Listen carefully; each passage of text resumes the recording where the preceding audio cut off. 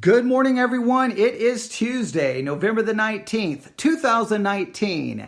It is currently 12:30 a.m. Central Time, and this is an early morning live broadcast for the VBC podcast. Now, we have a very serious subject to talk about. However, if I just go along and just dive right into the serious subject, I'm going to feel like that I'm not being transparent and I'm not being very honest with everyone, because all I can say is the last 45 minutes has been an absolute disaster. I can't even believe how many things have gone wrong in 45 minutes. And now there's a part of me that doesn't even want to do this, but I have to, because I'm not going to be able to go to bed until I can ultimately get this live broadcast done, recorded, uploaded, and hopefully I can produce something that will actually benefit someone who hears this. But it's gone it's almost like I can't even believe how many things have gone wrong in the last 45 minutes. Let me try to explain. Okay, all right. Let me try to explain. All right. Okay, so this is going to be, it's 12:30, right? So yeah, it's going to be a little confession time. A little behind the scenes, right? You're going to get behind the scenes and what can happen in the making of a podcast. All right. So we'll do something a little, keep it light, and then we'll dive into a very serious subject. I don't want the beginning of this being light to take away from the seriousness of the subject, but I feel like I have to share this, because if I pretend like it didn't happen, then that's not the way I do things. Kind of what you see is what you get with me typically. All right. So that's what's getting ready to happen. So here we go. Here's what happened. I heard something, and we'll talk about it in a minute. I heard something, and I thought, you know what? I'll go live and I'll share this with everyone. That should be interesting. It'll be an interesting approach. We'll do things a little different. I heard it, so I'm going to share it with everyone else, and we'll talk about it. It's a serious subject. Okay. I do that all the time. No big deal. Grab the iPad, get everything ready, go live. Well, in the midst of that first live broadcast, I didn't bother to look up two words, right? There were two words I didn't bother to look up. I knew the words. And then when I get into the live broadcast, I can get the first one out: teleological, utilitarian, and when I tried to say utilitarian, it did not work. I messed it up and I got all flustered. And so even though I kind of got to the end and kind of concluded the live broadcast, but I even said in the beginning, in that first live broadcast, that I wasn't happy with it. So I was going to, and I figured nobody was listening anyway. It was like 11:45 p.m. I figured nobody was listening. So, no big deal. I'll get done, delete it, and I'll just do it again. Well, I get done and realize, wait, I had people listening. Oh, that's embarrassing. Okay, well, let's just start the live broadcast again. Just start it immediately. Go back. No problem. So I started a second time. And I talked for 5 minutes. And I look down and realize my mic is not on. I'm like, what happened? So I stop it. Well, but when I go back and I see that it's already posted, and I listen to it, I'm like, wait, the audio's there. So how? So then I was confused. Then I get ready to start a third time. And then I tried to start a fourth time. And I think I tried 5 times, and each time something happened, something went wrong. Now, these are live broadcasts. Let me tell you, live. These aren't recordings. All right. I don't even know how embarrassed I can be. I need to delete my podcast and just go hide somewhere. Yeah, it all went horribly wrong. So here I am with, I guess this is take number 6. This is more than just a do-over. This is a do-over of a do-over of a do-over. Yes, it's not gone very well. So I'm going to continue. I'm going to try this, make it through this live broadcast, right? And hopefully give you something important. But I prefer you just see the reality of the situation instead of coming across like I've got it all together, because I don't. So it's all messed up. So can you be patient with me as we try this one more time? If you've been listening to all of these live broadcasts, Well, I apologize for wasting so much of your time, but I mean, you're up late at night. Well, now early morning. So, you probably don't have anything better to do anyway. All right. So I apologize. What a mess. What a mess. It's just, I can't believe it. All right. So let's set this up. Okay. Now we're going to transition out of just we're going to transition after all of my failed attempts to do a live broadcast and now try to transition to a live broadcast and do it right and do this subject justice. Okay. So, all right, that's kind of a lighthearted introduction. Now let's get down to the serious matter. All right. Here's what happened at 11:45 p.m. tonight or last night. 11:45. It's now 12:30, 8 a.m. So at 11:45 p.m. Monday, I was trying to figure out what am I going to do for the rest of the night. I'm like, okay, maybe I'm going to read some books, listen to some music, who knows? Because I always have to have a schedule and plan everything out, all right? And I'm like, well, wait a minute. Before I come up with a plan, I know something I haven't done in the last couple of hours. I haven't listened to the news. So I need to take a few minutes, listen to what's going on in the world. So I pulled up NPR News Now. They do their little 5-minute news updates at the top of every hour. I try to listen to a news update at the top of every hour so that I just, kind of be informed about what's going on in the world. So I listened to their 5-minute report. Their first story, dealing with the Trump impeachment. Second story, some more investigations Democrats want to do. Okay. And then the third story happened. And I was like, wow. This raises some serious questions. I think these questions are kind of relevant to Christians and how Christians think, or at least it should get Christians to question how they think and why they think the way they think. All right, I'm gonna do a live broadcast about that. So this is what I want to do. I have that news report that I heard at 11:45 p.m. on Monday, November the 18th. I'm going to play those 3 stories.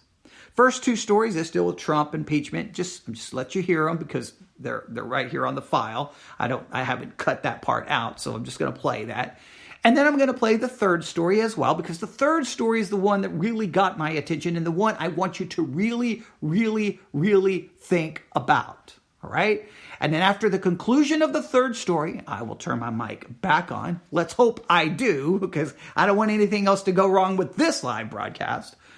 And then we will talk about it, and I will bring up some points, and hopefully I can salvage all of this to produce something that will be beneficial and challenging. All right? So I guess the lesson so far is whenever you mess up, all you can do is get back up, because you don't have any other choice. And so I've messed up and haven't produced anything worthwhile so far tonight. So hopefully I can at this point in time of the morning. It's now morning, not night, but you get the idea. All right. Are you ready? Here we go. Listen to these reports carefully. It's the third story that I really want you to focus in on. All right. Here we go. Live from NPR News in Washington, I'm Giles Snyder.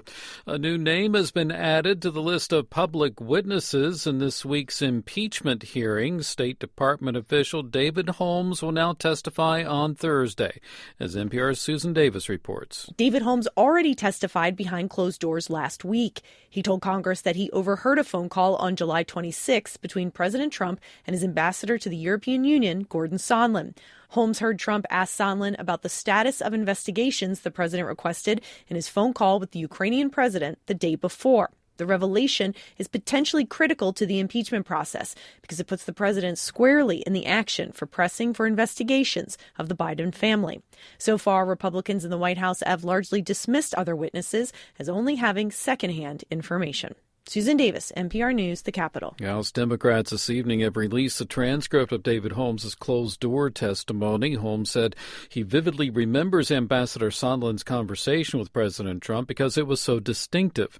A separate transcript from the interview with top State Department official David Hale has also been released. Hale is to testify publicly Wednesday about the removal of Marie Yovanovitch as U.S. ambassador to Ukraine. With the impeachment inquiry in its second week of public hearings, House Democrats say they are not done examining the now closed special counsel investigation into Russian election interference and the Trump campaign. Here's more from NPR's Bobby Allen. Lawyers for the House of Representatives told an appeals court that they want to review the underlying evidence in the Mueller investigation. The Democratic-controlled House Judiciary Committee says they are wondering if President Trump lied about not being aware that his 2016 campaign was in contact with WikiLeaks. Democrats say witness testimony from the Mueller probe needs to be examined in order to determine if the president committed perjury in his written answers. To Pennsylvania now, where the state prison system has agreed to change the policies that govern its 136 death row inmates. Katie Meyer of member station WITF reports that for many years they've essentially been held in permanent solitary confinement. For many years, being on death row in Pennsylvania meant staying in a cell for up to 23 hours per day, 7 days a week. American Civil Liberties Union attorney Vic Volchek says in visits to state prisons, he saw death row inmates lying in bed with sheets over their heads in the middle of the day. He helped bring a lawsuit over the solitary confinement policy, which he describes as a form of torture. Now, the DOC has agreed to a settlement that'll give death row inmates at least 42.5 hours a week out of their cell. They'll also be able to eat and attend religious services with other inmates, visit with family, and have daily access to phones. A department spokeswoman says the prison system has been gradually phasing in many of the changes over the past year. For NPR News, I'm Katie Meyer in Harrisburg. Okay. All right. Now, the first two stories dealing with Trump, impeachment, Democrats investigating Trump, a lot can be said about that. All right. Obviously, it's a historical situation that impeachment hearings are happening. I mean, it's an important historical note, something that can be discussed. Of course, everyone has opinions on whether he should be or shouldn't be impeached, whether this is a good thing, a bad thing. Everyone takes their sides. People split into the camps, whether you're a Democrat or whether you're a Republican, whether you're pro-Trump or anti-Trump. Should the Democrats continue to go to expand the investigations on other issues, trying to bring up the Mueller report? And you can have your opinion on all of that, and we could talk about it. And I think what we are discovering is a lot of people are just tired of hearing about it. A lot of people don't even know what to believe. They don't trust the media. And I talked about that in a live broadcast that I did last night on Monday, November the 18th at around 7 p.m. when I did that. But here we are this morning, and it's that third story that really hit me. All right, here are people, prisoners, on death row. Now, obviously, they've committed some horrific crime, and their punishment is they're going to be put to death. But what we find out is that those prisoners are, because it may take who knows, how long for them to ultimately be put to death, it could be years, they're being held in solitary confinement for 23 hours a day, 7 days a week. 23 hours a day, 7 days a week. Now, it hit me pretty hard. How should I feel about that? Now, please note, when I say how should I feel about that, I'm not asking how should I personally feel about that. I am asking how should I feel about that as a Christian? What should be my Christian perspective on how someone on death row should be treated? How do I view how a prisoner should be treated from a Christian perspective, from a biblical perspective? Because I should feel about this subject the way the Bible would lead me to feel about it. This is very key for a Christian worldview. I want to drive this point home because this is so critical to this discussion, all right? I want to make this very clear. This is what happens to many, okay, because when you deal with a societal issue, in this particular case, the treatment of prisoners, in many cases, the things that greatly drives the worldview of many Christians about many societal issues is their political ideology and the part of the country they were born and raised in. All right? So if they're born and raised in a certain part of the country and they have a certain political ideology, in this particular case, I think this will be at least halfway fair to see it this way. Obviously, if you're from a very conservative part of the country, right? If you're Republican conservative, typically your view is going to be, or at least it's going to be stated this way by maybe the average person who's very conservative and maybe far more supportive of Republicans.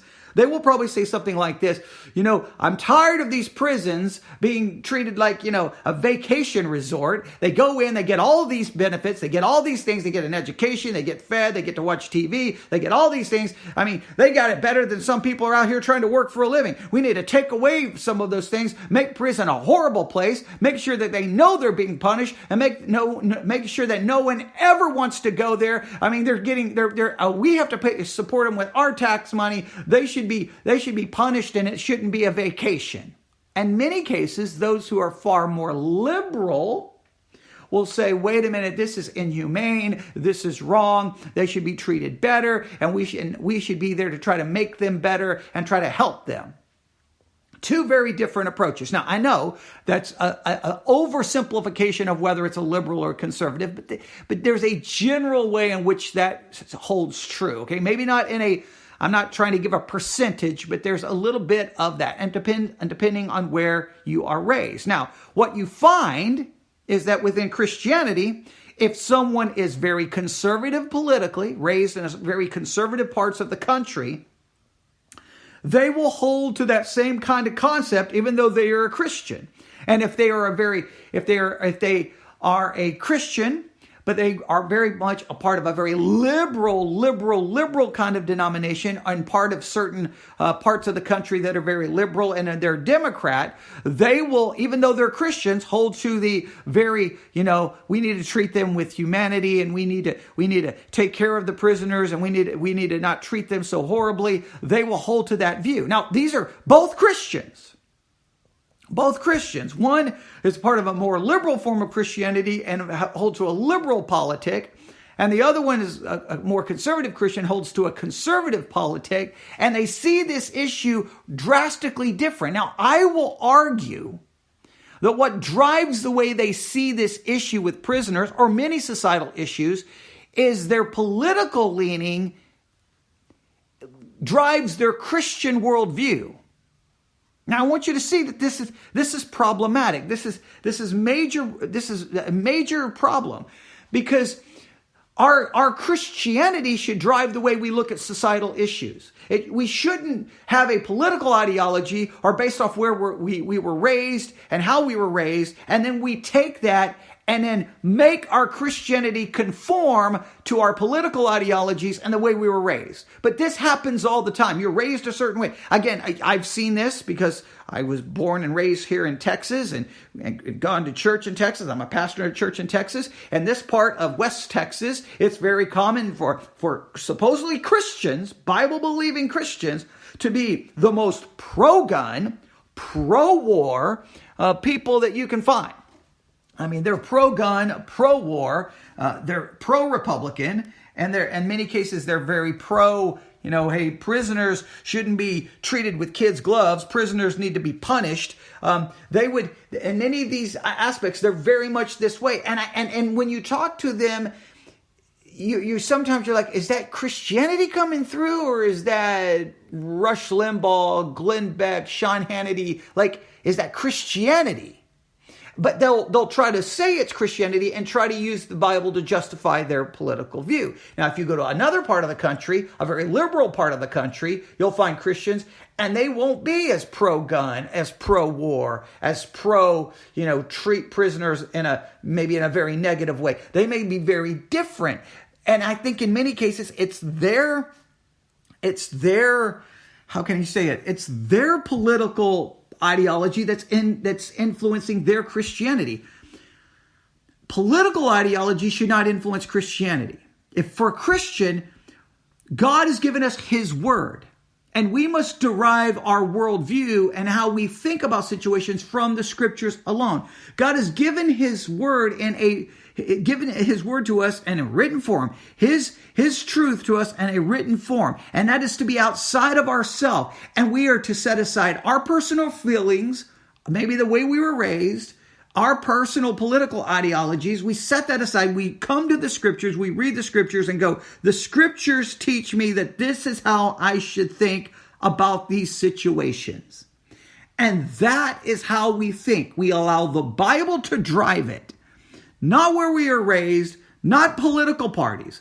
Our affiliation should be to Christ. Our citizenship is in heaven.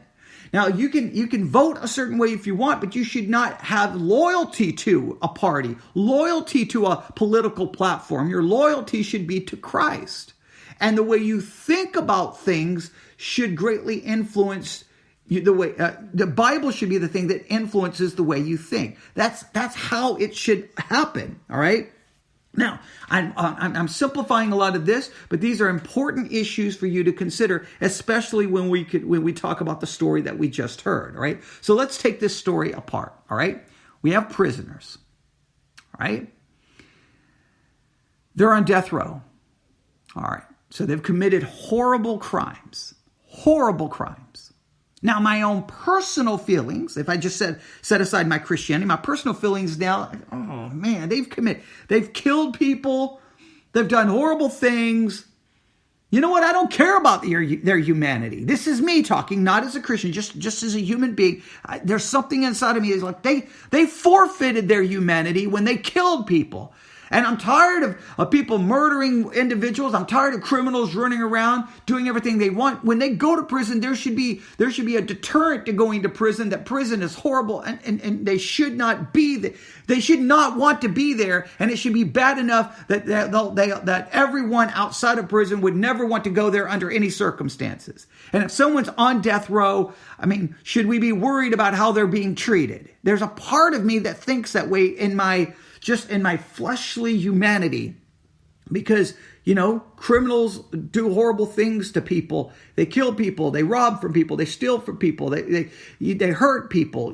Nobody should, nobody can support that in in a rational way, because no society wants those things from happening. So there's a part of me that I can understand that feeling, but I have to step back and go, well, wait a minute. How should I view this from a Christian perspective? How should I understand this? How should I think about this? So we have to kind of take a step back, and we have to ask ourselves this question. What is the purpose of punishment? When someone goes to prison, what should be the purpose of that punishment? Well, the purposes of punishment are commonly divided between a couple of philosophies or approaches. You have what is sometimes referred to as the deontological, spelled deontological, deontological. That's how you say it. Deontological. If I say it wrong, I'm just going to have to live with it, because this is like the number 6 time trying to do this live broadcast. Deontological, and this is what this is referring to, is the idea of inflicting punishment for its own sake. Deontological approach is, hey, we are punishing just for punishment's sake. We're doing this for retribution. Right? Retribution. We're trying, there has to be a retribution for what you have done. You've done horrible things. Now you're going to pay what you owe. There's a retribution coming to you. So the deontological approach is basically, we're inflicting punishment for its own sake. We're not looking for anything good. It's retribution time. You're going to get what you deserve, right? And that's what's going to happen to you. We're not worried about anything else. And in many cases, the deontological approach is they're to inflict punishment, right? So like prison, and I'm oversimplifying this, but just for, a short broadcast, so I can't go, completely resolve all of these issues or completely, explore all of these issues. But the deontological approach would probably be the one that would be more willing to say, hey, you come to prison, you should suffer. There should be some punishment. It should not be wonderful and good. There should be some retribution for what you took a life. You're on death row. Who cares if you're in solitary confinement for 23 hours? There would be more of a, that would kind of fit more along that approach, all right? Now, I'm not saying everyone who holds to a deontological approach to punishment would necessarily support the 23-hour, solitary confinement for those in death row, but it could kind of fit in that area. So you have the deontological, again, inflicting punishment for its own sake, retribution.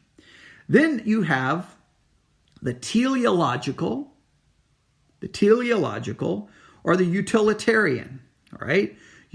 Teleological, if I can say the word right, teleological or utilitarian. This is the idea of inflicting punishment to achieve some benefit. This could be deterrence, incapacitation, to incapacitate them. In other words, they can't be harming anyone else because they're in prison. Or rehabilitation. That's a wide range of things. Again, this is the teleological or the utilitarian. Inflicting punishment to achieve a benefit. There's a benefit. Hey, there's gonna be punishment here, but we want a benefit, and that benefit could be deterrence. Now, this one could also allow for some pretty harsh punishment, right? We're going to deter, and the deterrence could be two ways. We're going to deter you from ever wanting to come back to this place, or it could be like we're going to deter everyone outside of prison from ever wanting to come to prison, so hopefully we can deter crime or at least drop the crime rate, right? Again, this would fit within the teleological or utilitarian. Not only deterrence, incapacitation. We're just going to, the only benefit we want to do here is get you away from the rest of humanity because you have done horrible things and we don't want you to hurt anyone else. All right? There wouldn't be there about really inflicting any serious pain. We just want you locked away and kept away from everyone else. Now, rehabilitation really changes the philosophy. Because rehabilitation is we're not here just to inflict suffering. We have you in prison to try to rehabilitate you with the goal that one day you're going to be released and you're going to enter into society better, that you're going to leave prison better than you came into prison. Now that changes the whole punishment dynamic, right? Rehabilitation is we want to make you better. If you just focus on deterrence and incapacitation, or if you go with the deontological, you just want to inflict punishment, and the teleological utilitarian, if you just have the idea of inflicting punishment for deterrence or incapacitation, that's going to change your view. But if you throw in rehabilitation, that's the dramatic change right there. Now, there's another category some refer to as restitution. It is sometimes included, although some contend it's more properly characterized as a civil remedy, or that it really is just a means of promoting the other utilitarian goals. So some say restitution should be a separate category, other place that in the teleological or utilitarian view. All right. So just understand there's some philosophies about how punishment should be done.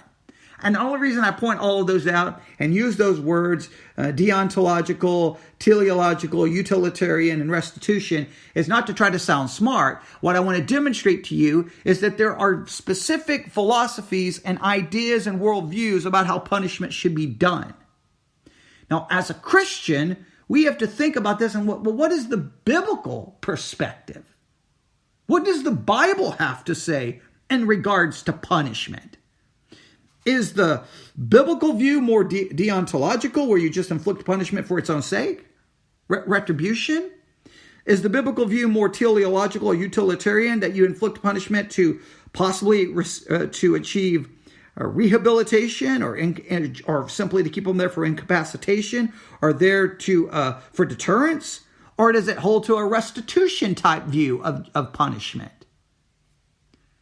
What is the biblical theology on the punishment of criminals?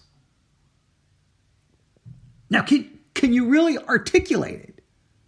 Can you really articulate what it is? Now, I think many Christians, here's what's going to happen. Many Christians, they're going to make Christianity submit to the view that is common to where they were raised, how they were raised, or their political ideology.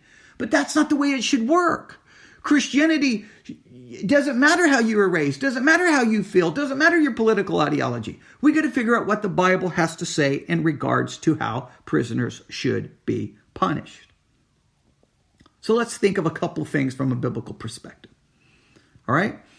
I think we can agree, I think we should be able to agree, that if you go to the book of Genesis, especially Exodus, Numbers, Deuteronomy, Leviticus, but in Genesis we have a clear teaching on it, and then in the book of Romans we have a clear teaching on it, that the Bible clearly seems to support the idea of capital punishment. If you take the life of another person, then your life should be taken. If you shed the blood of a human being, your blood should be shed. That's the typical concept in the Bible.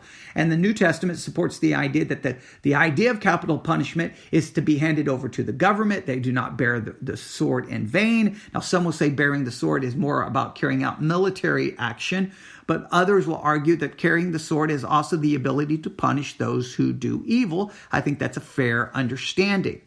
So I believe the Bible does support capital punishment, but just because the Bible supports it, we got to think about this biblically. In many cases, especially in the American society, I cannot speak for other countries. I think I don't think there's too much debate on this, that your chances of receiving capital punishment if you commit a crime has a lot to do with your economic standing. In other words, if you're rich, you're going to have a far less chance of getting getting capital punishment as your sentence. If you are poor, you have a greater chance of getting capital punishment as your sentence. All right, well, that calls into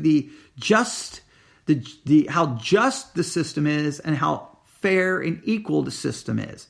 Others will point out that there are at least some studies that seem to indicate that if you're a minority, you have a greater chance of receiving capital punishment as a sentence, versus if you're a Caucasian, you have a lesser chance of receiving capital punishment as a sentence. Now that gets down to statistical studies, and I will say this, that there are things about the capital punishment system that sometimes are questionable. However, there are clear situations where there's no question that person killed the person. There's no question. It's clearly, maybe it's even on video. There's clear, undeniable evidence. I think right there, then, yes, I think from a Christian perspective, you would have to support, at least to some level, the possibility of capital punishment. Now, when I say we should support it, I think we should think that that's a biblical view. It's trying to demonstrate that human beings are special, that human beings are created in the image of God. And when you kill a human being, you're attacking the image of God, and therefore there is to be punished. But I don't believe, now this is very important, that we should walk around and be celebrating and cheering when a human being is put to death in a prison, because a human being was just killed and they entered into eternity, which is heaven or hell. We shouldn't cheer that. We should be broken over that, somber about that, and saddened by that, because that's a horrible, horrible thing. But we may say, I'm not going to cheer it. I'm not going to rejoice, but I understand sometimes the necessity of it for society's sake and to protect human life and to show you the value of human life. The value of human life should be high, and the taking of human life should require a serious punishment. I think that's a pretty solid biblical understanding. I think we got that. I think that we could all agree from a biblical perspective that the prisoner is not to be forgotten.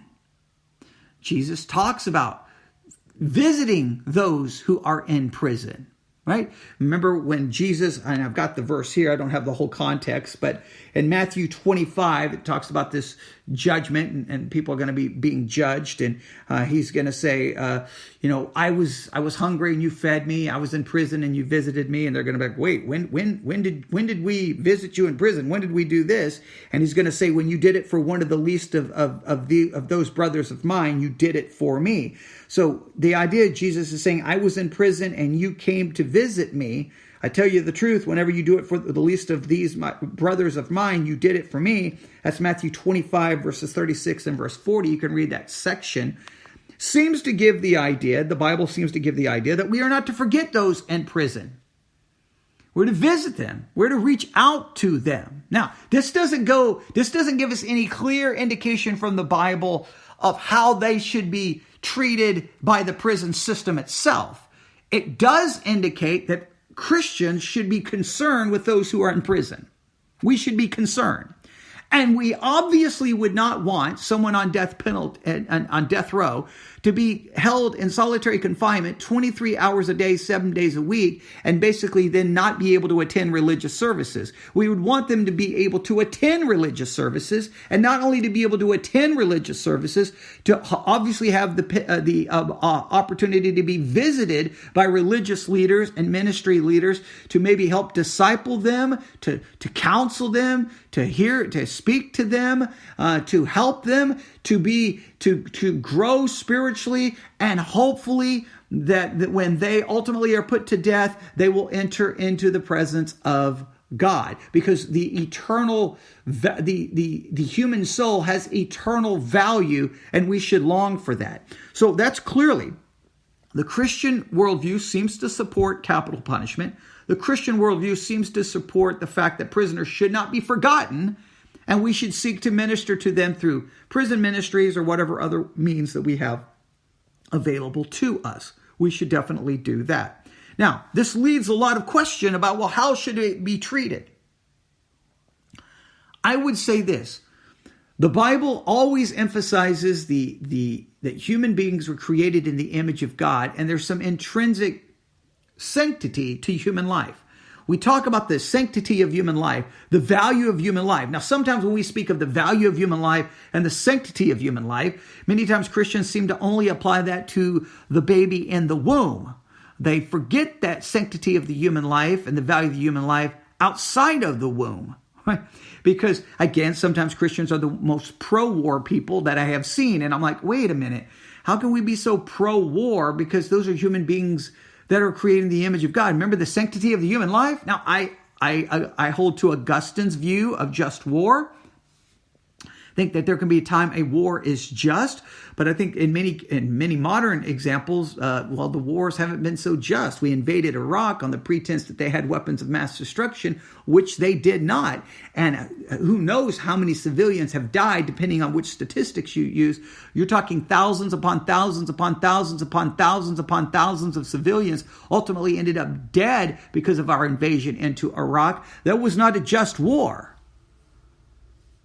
Okay, so, but if you called that into question, you had Christians saying, basically acting like that you weren't a Christian or something, because I guess supposedly supporting war is the Christian thing to do. No, that's your pro-Republican patriotic thing to do, but my allegiance should be to Christ, and I think that we have to understand that. So here's the thing: we can't forget. Somehow within our Christian worldview, when it comes to prisoners, there's something inside me that says a prisoner locked up for 23 hours a day, 7 days a week in solitary confinement goes against their humanity. Now, some will argue they violate their humanity because of what they did. Well, I think they violate their rights. I think they do make themselves deserving of punishment, but it doesn't mean that somehow we treat them less than human. They've still got to be treated as a human to some level. There's consequences for what they did, but we don't forget their humanity. And we want them obviously to have the ability to, visit their family members. Hopefully they can make things right with their family members. They're going to be put to death. Hopefully they can make things right with God, giving them access to religious services. I think that some of those things are okay. I think the biblical perspective has to be balanced. The biblical perspective clearly calls for punishment. And I think we could argue the Bible also kind of calls for restitution.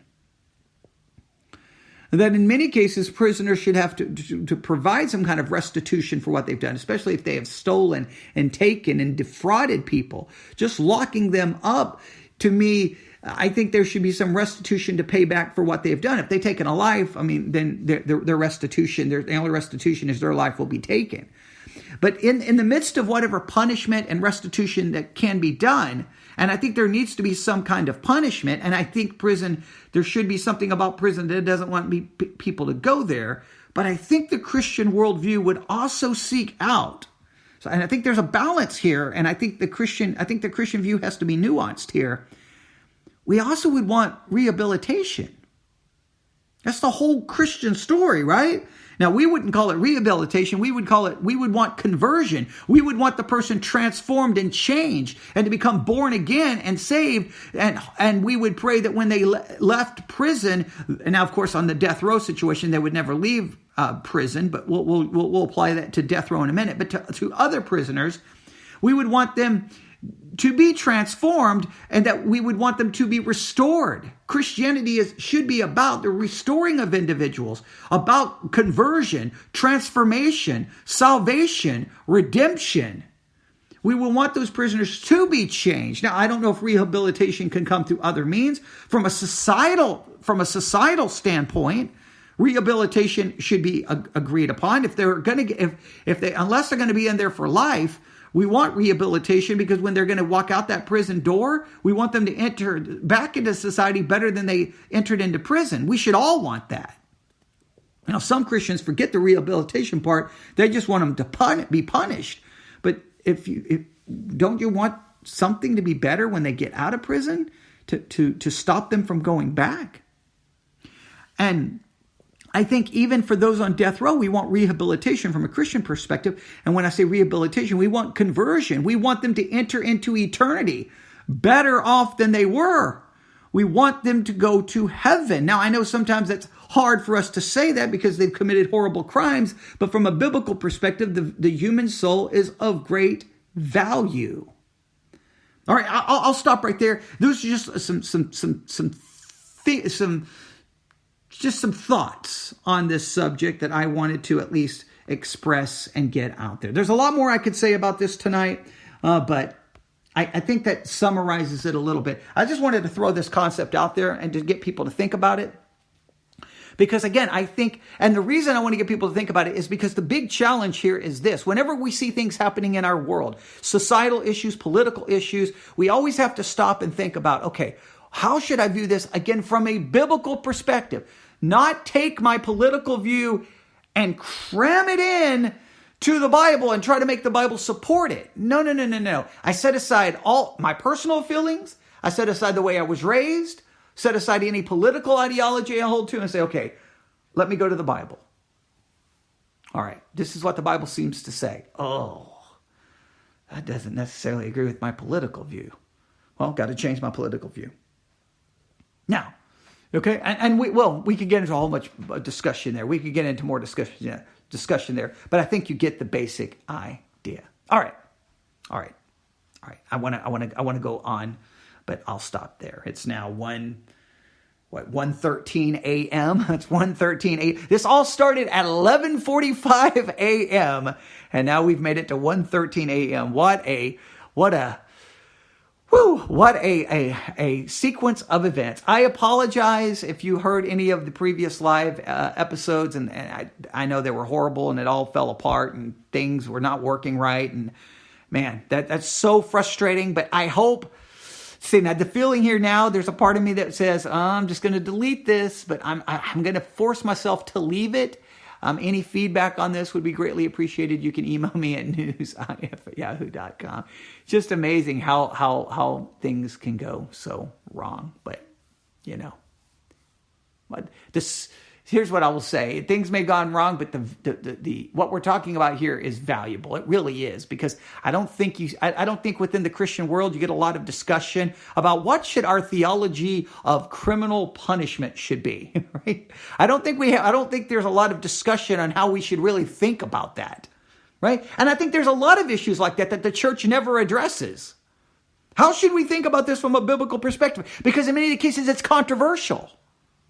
You talk about this, you'll get some people mad at you. No, prisoners should be punished. Forget this rehabilitation. This, you want this lovey-dovey hippie stuff. What kind of garbage is that? Whoa, slow down, man. Is that a Christian perspective, or are you just trying to come at me from a very ultra-conservative perspective? Are you just trying to come into, because you're raised in a certain part of the country and that's the way you think?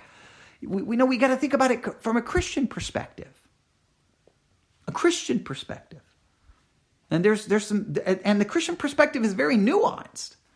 The Christian perspective calls for capital punishment, but at the same time, Jesus clearly seems to tell us we're to visit those in prison, and that's a critical part. Even that in Matthew 25. Now we could get a discussion what judgment that is, and we could have a big discussion about eschatology and judgments, but the bottom line is it's mentioned in a passage dealing with final judgment, right? Some kind of eternal kind of judgment perspective. I know some believe that's referencing the millennial kingdom, but put it this way, it's a judgment passage, and he talks about visiting someone in prison.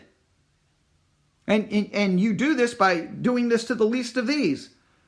Okay, well, if Jesus brings it up even in a judgment context, then we can't ignore it. So these are serious issues. All right. So I hope that the seriousness of the issue and that as Christians we need to talk about this, that because I talked about it, it will make up for any of my shortcomings in presenting this in this early morning live broadcast. All right. So there we go. Please let me know what you think. A lot more. I start preaching other sermons right now, but I'll stop right there. Everyone have a great morning if you are awake.